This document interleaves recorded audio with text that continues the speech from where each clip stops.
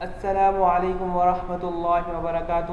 پیارے بچوں، امید ہے کہ آپ سب خیریت سے ہوں گے۔ یہ اردو کے مضمون کے چوتھے لیکچر کا دوسرا حصہ ہے، اور لیکچر کے اس حصے میں ہم اردو گرامر کے متعلق پڑھیں گے۔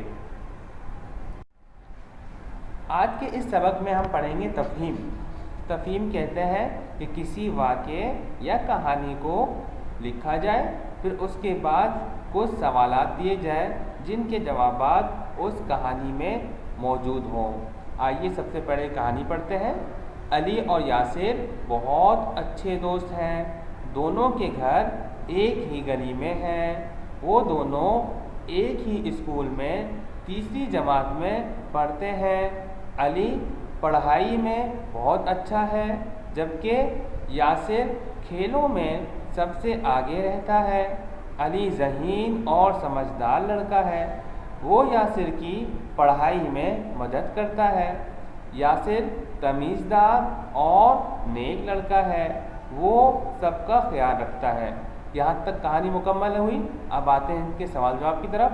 الف، عبارت پڑھ کر سوالات کے جوابات مکمل جملوں کی صورت میں لکھیے۔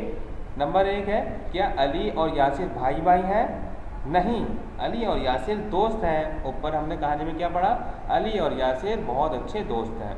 نمبر 2، وہ دونوں کس جماعت میں پڑھتے ہیں؟ اوپر کہانی میں کیا لکھا تھا؟ وہ دونوں ایک ہی اسکول میں تیسری جماعت میں پڑھتے ہیں۔ ٹھیک ہے۔ اسی طرح سوال نمبر 3، یاسر کس چیز میں سب سے آگے ہے؟ جواب، یاسر کھیلوں میں سب سے آگے ہے۔ ٹھیک ہے۔